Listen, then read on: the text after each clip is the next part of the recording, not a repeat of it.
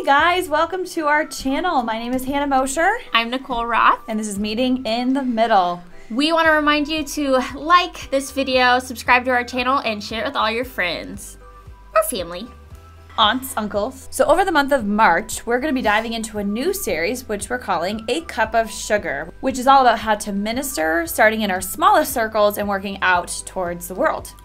Today we're doing an introductory episode to talk about what missions means to us and how we minister to our friends and family, our community, our country, and our world. So why did we call this A Cup of Sugar? Well, I don't know, Hannah. Why don't you tell the audience? Nicole, why do we? I think it's because it's the loving thing to do, right? I mean, that would only make sense. You think you're so funny. So why do we call this series A Cup of Sugar? Well, when a neighbor comes to your door and knocks and says like, hey, can I have butter or a cup of sugar? You give it to them. Usually it's the nice neighborly thing to do, right? If you have it. But I wanted to kind of break down what that means for you and what that means for your neighbor. Mm-hmm. And just from that simple action, I was able to determine 4 things. Number 1, they were desperate enough to ask, which means they needed something that badly. Number 2, they trusted you enough to ask. Like, you're not the neighbor who has the cops in their yard every day. I mean, maybe you are, but no judgment. Number 3, you had a cup of sugar to give. So you actually had some type of material thing that they needed that you could give them. And number 4, you actually gave it to them. You were like, oh yeah, I've got one. Too bad, sucks to be you. You actually gave it to them. So I had heard a pastor friend of ours touch on this concept when he was preaching here a couple of months ago. Stuart. He's pretty cool. I like Stuart and Regina. So his church is considered a church plant of our church, but it's actually more, we treat it like a missionary church. It's very, very neat. I like the setup. And being a missionary church, you know, they do mission trips to Haiti, but they also do a lot of community work. Like, they're building like this huge food kitchen to be able to serve people all week long. It's very, very cool. And he referred to this neighborly community, this love that he's distributing as a cup of sugar. And I went, I say that all the time. And it reminded me of, I've always wanted that for me. Like, coming from Massachusetts, like, you knew, I mean, where I grew up in the small town, like, it was that. Like, you could, like, go to a neighbor, cup of sugar kind of thing. When I left where I was living and the state that state was in, you knew not to even wave to your neighbor, let alone, like, talk to them, let alone ask them for any type of favor whatsoever. It's so strange to me because just like you, I've always grown up in like a small town, or maybe it wasn't even, some towns weren't that small, but it had that type of vibe. I've always been able to look at my neighbor. I even felt that like in the college scene, like feeling like I can go next door to the dorm over and see if they had extra hot chocolate or something. You know what I mean? Pizza. Right, right. And so, yeah, like, it's such a weird concept not being able or feeling comfortable not going to your neighbor's house for something, or a local friend or something like that. Yeah, and I think it speaks to the fact that one of those, not the city that I lived in, but the one like 40 minutes away, was voted the most post-Christian culture in the nation. Wow. So I think there's got to be some correlation there, and so we're going to kind of break that down. And what's interesting is that the one mission trip that I'll get into either today or later in the series, the one mission trip that I went to was before it was labeled that, and it was to that city. Wow. Yeah, so there's definitely some kind of weird thing going on there. So as we get into just like talking about missions and what it means to witness and evangelize, let's take a look at what the definition of missions is. Sure. So I didn't want like our viewers to be like, oh, they're talking about being a missionary. Like, I can't go to foreign countries, or I can't do this. Like, that's not what we're doing. We're not preaching to go be a missionary whatsoever. Even go on a long-term missions trip. Like, that's not what we're saying. So I do want to break it down into a couple different definitions. That said, the general definition of missions was an important assignment. Reminds me of James Bond. Ooh. I'm sending you on a mission, Hannah. What does he say to that? I always forget. I've Oh, watched all of them. Yeah, I don't really know. Is that even a thing that they said to him? I don't think so. But I'm just trying to be funny. I am sending you on a mission, Hannah. This is amazing. Oh wait, what I did did they send Mike say? on a mission. I don't know. 007. I'm going to have to look this up. So then there's the definition in the context of Christianity. A Christian mission is an organized effort to spread Christianity to new converts. I'm sending you on a mission, Christians. So now that we know the general definition of missions, let's look at it from a biblical standpoint. Oh my gosh, you wrote that. You wrote in your jokes. Mm-hmm. You're such a nerd. I wanted you to see a lot of pink. I literally cut out that much pink. And then you're going to be sorely disappointed. Keep going. Yeah. For the record, our like blueprints are written in blue and pink. And for the last couple episodes, it's just been a lot of blue. Like, I don't know if my heart's just been going nuts or overflowing or something. Or I'm just slacking. Or maybe I was like, Nicole, there's so much pink on this today. I'm so happy. And she's like, yeah, I feel like I was slacking. And it's jokes. She's writing in jokes. It's fine. Let's move on. So the biblical definition, the word mission is Latin missio, I think. Something sounds like that. As a translation of the Greek apostole, which means ascending. Not ascending, but ascending, like ascending out. And that only appears once in the English New Testament in Galatians 2:8. Which is, for the same God who worked through Peter as the apostle of the Jews also worked through me as the apostle of the Gentiles. I think it's also important to clarify that missions aren't just going and helping out or just spreading the gospel. Sometimes we need to plant seeds and sometimes we need to water them. And in theory, by doing one, you can accomplish both. Well, for sure. And I think when we're talking about missions and being neighborly, so to speak, what does that look like for a Christian? And I think using the seed analogy is so perfect. When you're planting a seed, you're actually planting the Word of God and what living with a relationship with God looks like. Mark 4 talks about this, and a pastor I had seen once said, in our life we can pretty much cheat any system that man has created. It can go anywhere between education, politics, work, anything like that man's created. However, the one thing that we can't really cheat out of is seasons. And so farmers know that you can't cheat from when you have to plant a seed or when you have to harvest. So this is like the same idea, is this is something we can't cheat. We're always in a season of planting seeds, and that season's never gonna change. Just like how seasons never change here when farmers need to plant seeds or harvest them, that's never gonna change in our life. So then breaking it down even more with this missions, there's witnessing versus evangelizing. So I loved this quote when I was doing my study for this. Biblically speaking, the task of bearing witness is to make visible what is otherwise invisible to us. Wow. Like, that's really powerful. Yeah. And our task as Christians is to show forth the reality of God's blessed reign. We are to bear witness to the invisible kingdom of God and make it visible by testifying to its existence in a variety of different ways. Planting seeds, watering seeds. And I can relate to that on a personal level too in my own life. With Faith and Fitness, I started it back 7-8 years ago, and I did a lot of fitness, but not so much faith. And so when we moved here and I kind of restarted the system, Eric really, in a good way, questioned me, and he's like, are you really going to do the faith part this time? And I'm like, yes. And then as I started the faith and fitness thing, like doing devotions and posting things online and like, making accountability with my people, he's like, are you sure you're doing enough? And I'm like sitting there thinking, am I doing enough? Like, do I need to be praying before class or doing devotions after and like having separate times? Like, what am I doing enough? And I really got to questioning it to the point I was just so discouraged. I'm like, what am I not doing? Like, why is he questioning me that much? And the more I thought about it, I was like, I think it's supposed to stay the way it is. Like, me just kind of putting in Christian songs here and there, and again, following up with each one of my people, making sure if they weren't in class, asking why, like, are they okay, that kind of thing. And I have to say the system worked, because I then, like, after a couple of months, built enough of a relationship with one person that she was able to confide in me about this like crazy thing with her nephew, and that she just was crying in my arms. And then another person was like, hey, what was that song that played right before the splits? Yes, the Splits. What was that song that played right before the Splits? And it was a Christian song. And it was like so cool to see those little light bulb moments and those like successes. I've always wanted, after class, I've always like ignored this, but I've always wanted to pray for you in the class at the end. Like out loud? Like I've always wanted to just like say it in front of everybody and just be like, hey, let's just do this really quick. But I never have, but here I am just like admitting it on YouTube.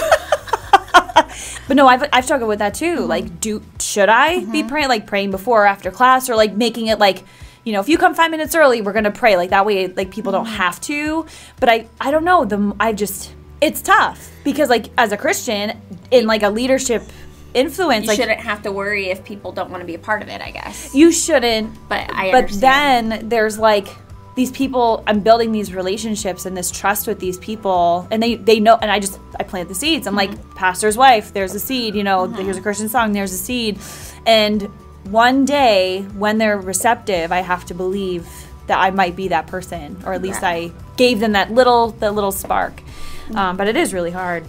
I think that makes a really good point of where a lot of people around the world, and a lot of Christians around, especially in, I'm just going to say, like, in our country, can struggle with what's the best way, especially in a public setting that's not necessarily a church or like necessarily a Christian business. How do you plant those seeds in the way that it makes sense?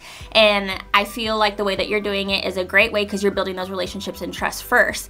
And a lot of areas it's hard because in today's society it's overshadowed by society's pressure of wanting to make the world happy instead of making Christ happy. And I think it depends on where your heart and soul is when you are sharing Jesus and his love and your intentions behind everything. And I don't think you're doing it wrong at all, but I do think it's easy for some people to be overshadowed by society's pressure. For sure. And that's who I was in Massachusetts. That makes sense. Because I was like focusing so much on fitness because I was like, do I really want to? And I was afraid there. And I feel like that's fair because the things that you've said about the area that you came from, it doesn't seem like a very faith accepting place. No. And then here it is. But I'm reaching a lot of people. There's a lot of people in class who do not go to church. And so I don't want, and I had a new Christian say to me, she hadn't come to my class yet, and she was like, well, I don't really want to come and do a bunch of devotions with a bunch of women before working out. And I'm like, this is coming from a Christian. And this was after like I made these decisions and started the process that I do. And so I'm like, wow, that like kind of solidified it. Like she was a new Christian, but like she just thought it would be odd. And that was the stumbling block to even coming. And I mean, yeah, so it was very interesting. It's like the hindrance, not the stumbling block. It's like a maze of like trying to like, which direction are you supposed to go without hitting a wall, but you're wanting to get to the end, which is Jesus. And as long as you're praying, then like steadfastly, devotedly praying, as we've talked about in previous episodes, God's going to make it clear. Because at any point, he could be like, you're praying tonight. And so you have to be receptive to that too. I have to be receptive to that too. So I'm hoping that time never comes because I am not one for praying in public. I think you are, aren't you? I'm okay. Yeah. See, it scares the crap out of me. I used to not. Okay, this is a weird quirk about me. Ooh. For whatever reason. So I'm okay with praying in public. But if I've ever had to do announcements at my church, usually the person who does announcements prays before the pastor comes up. I can't do it. I don't know. I feel like it's because like I just got done listing off these announcements, and now I'm like, I don't know. It just like you can't pray after doing the announcements. Yeah, that's really interesting. I don't know what it is. You know what? I can relate to that. I teach. I taught all night last night, and then I went to the women's Bible study for a second and dropped off. I couldn't talk because I was so scripted from my class. Yeah, that so makes like sense. Maintaining conversations, I was like, it's tougher, and I couldn't do it. Anyway, I can totally relate. Yeah, and so like a lot of times I'm just like, and it's usually if I've done announcements, it's usually when Brandon's next. So I'll do the announcements, and I usually put him on the spot. I'm like, so Brandon's gonna come up now and pray and start a sermon. Peace out. So that sums up witnessing. Just again, the task of bearing witness is to make visible what is otherwise invisible to us. Evangelizing is bearing witness to the reality of God's kingdom. So I would say that's more like, I'm going to say in your face, but that's just in the context of what we were just talking about. Like, to me, witnessing is more like with your actions and your behaviors, whereas evangelizing is more out of the mouth, in my opinion. I feel like it's also more like intentional, like you're on your way to do it. Like, it's almost like witnessing is just like the way of life. Yeah. Like you're supposed to be doing that every day. And then I feel like when you're evangelizing, which can also be intentional. Sure, yes. But I feel like evangelizing is like you are literally on a mission to go do it. Yes. Yeah. So like those are our kind of like our personal definitions. Do you have an evangelizing story? I mean, not everybody does. It's pretty rare. I mean, I think.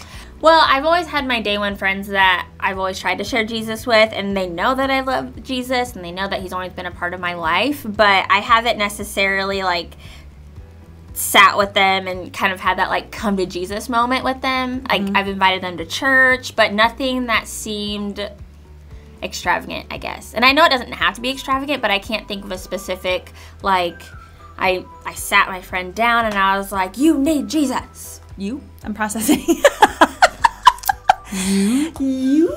So I only have a couple, but they happened a long time ago, which is very interesting because I haven't had any, I mean, in 15, 20 years. The only, like, the biggest one that hit me personally was a girlfriend of mine. We were at camp, and she sat down, and she was a Christian, but she started to say that she was losing her faith in God and wasn't trusting in him. So, I mean, was that truly an evangelizing moment? I don't know. I just basically coached her back into why we need to trust God and should trust God and that kind of thing. I'd like to think, I don't think she came to Jesus in that moment. I think she was a Christian before that, but I mean, she had very serious doubts. And then the second one was during my local missions trip. You'll hear me talk about that a lot this episode because it's literally the only experience I have with missions, like missionary missions. But we went into that. It was Springfield, Massachusetts, #1 post-Christian culture in the nation.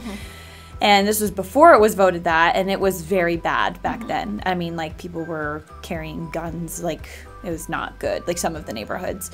And so we went and evangelized, I guess, to this particular ghetto, and we walked up, and there were guys with, like, guns strapped around them, and we called them off the porch, and we held hands in a circle and prayed with them, and it was super, super powerful. But that's, like, the closest to a let's kneel down and I didn't lead the prayer. I just said, like, we went around in a circle and I just prayed basically the same thing the person before me did.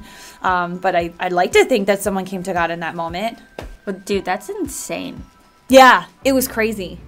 It was really, I was 15, turning 16. It was really scary. Yeah. Because we walked up and it was very rundown neighborhood on, like, the outskirts of the city.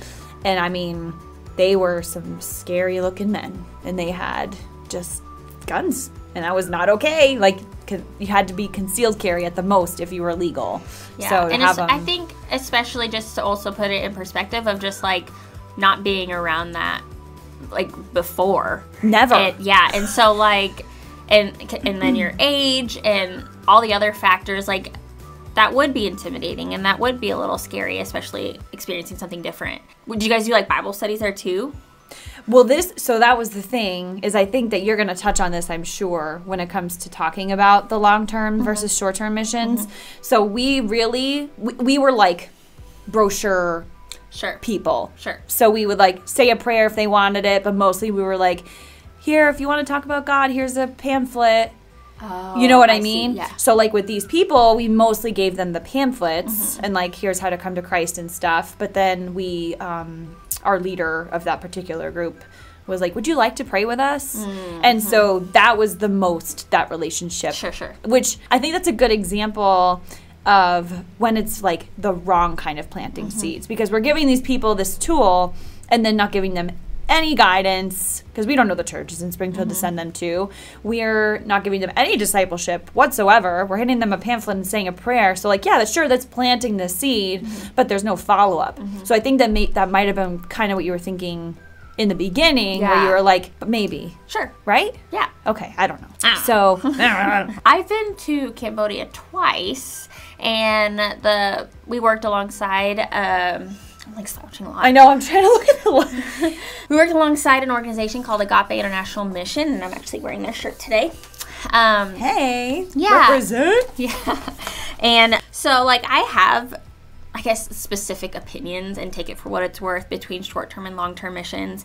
And the idea is, like, when you go on a short-term mission, like, you're on this, like, journey to share the gospel and do all the extra work that you're working with alongside the organization you go with, whatever that may be. And, you know, I think a lot of the times, I think that evangelizing really happens when you get back from your short-term missions, and you're almost, like, evangelizing to the people that are already in your circle or your community or wherever you're at, because most often when you're going overseas or doing a short-term mission in a different location, a lot of times you are working with an organization that's already established. So like they already have this kind of groove of like spreading the gospel wherever they're at, which is great.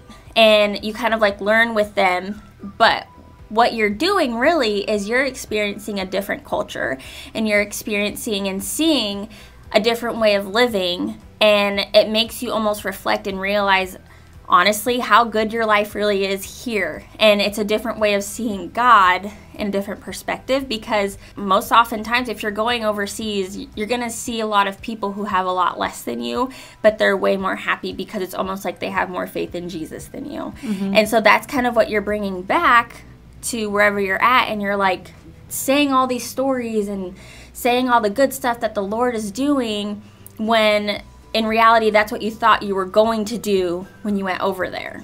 And so it's a little my idea of short-term missions is a little backwards.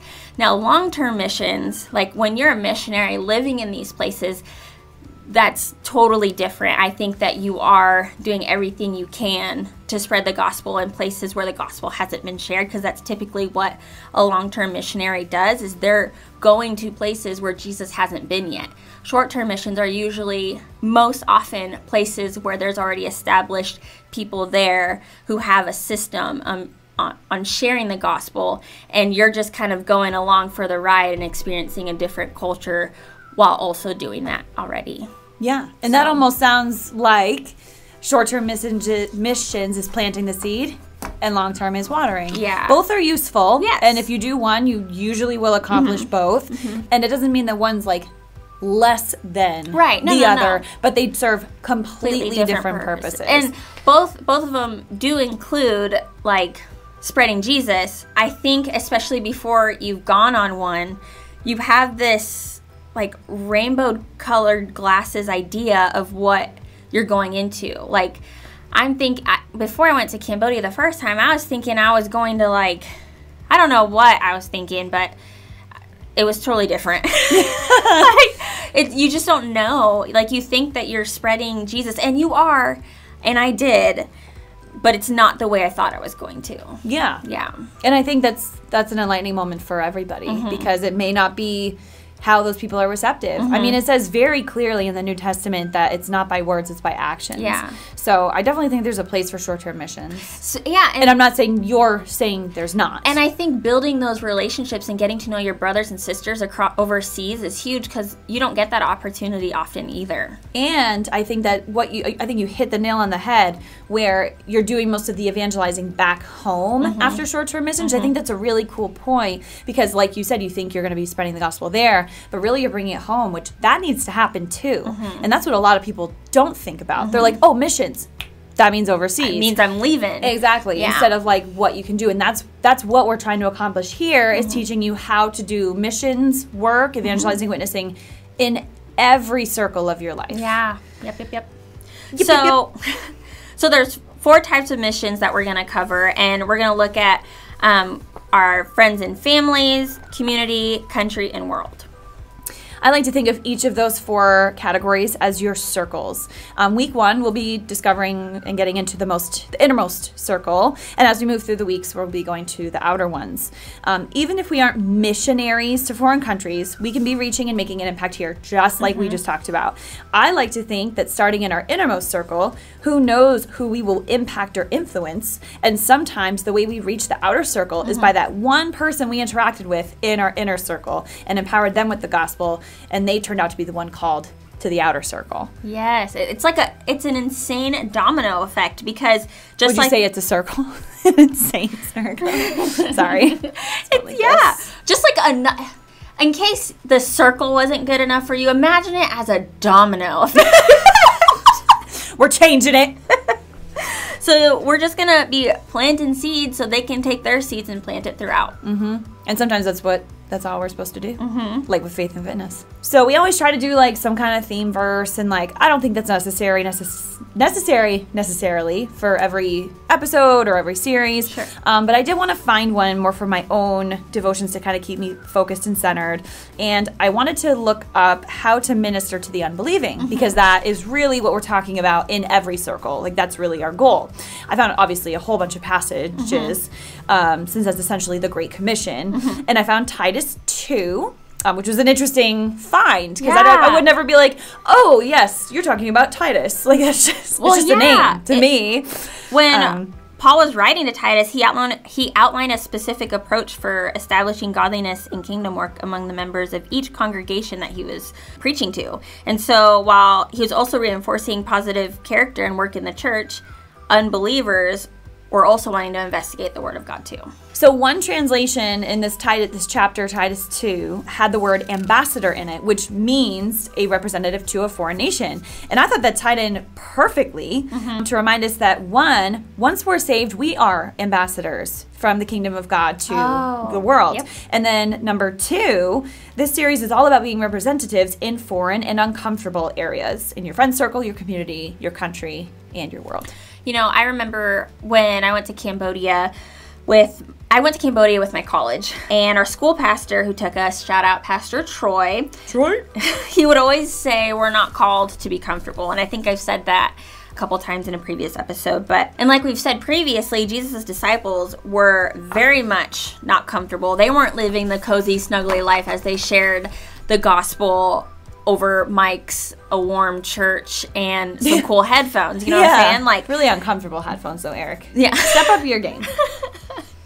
But they were very uncomfortable. They were physically and verbally abused the whole time until they were killed sharing the gospel. And getting back to Titus 2, I mean, this passage gives specific instructions to men and women, which I would like to touch base on before we go. Again, the passage is all about wholesome living, which must be established in order to promote right teaching. So number 1, it calls the ambassadors the aged. And I think, in my opinion, it just means the age of, like, you're influential. So old people? Yeah, pretty much. Number 2, to the men, they're called to practice self-control, be worthy of respect, and to live wisely, to have sound faith, and to be filled with love and patience. Amen. And then to women, it says, don't gossip or be heavy drinkers. Train younger women to love their husbands and children. Live wisely, which means being sensible, curbing one's desires, and be pure. Care for your homes and be submissive to your husbands. And I just love when God uses these authors to specifically call out women. I think that's so empowering. No, but honestly, and remember, ladies, it's an honor to be submissive to your husbands, because in return, he is also being loving to you. So it goes full circle. And how hard are some of these things? Yeah. Don't gossip. It's like we were hardwired to do that. Don't drink. And whether or not men or women are specifically called out, I mean, we should be carrying these things with us every single day. And these are very tangible steps we can take to start our missions work right now. We want to thank you so much for joining us today as we introduce our new series, A Cup of Sugar. Please join us next week as we talk about how to be neighborly or witness or evangelize to those in our inner circle, which is our friends and family. Friends, family, neighbor, coworkers. It depends. And we'll get into that. I promise. I promise. Remember to like this video, subscribe to our channel, and be sure to share it on every social media platform that you can think of, because we need this word out. This is the gospel, people. This is like straight up gospel. So hit that notifications bell. Don't miss an episode. Bye.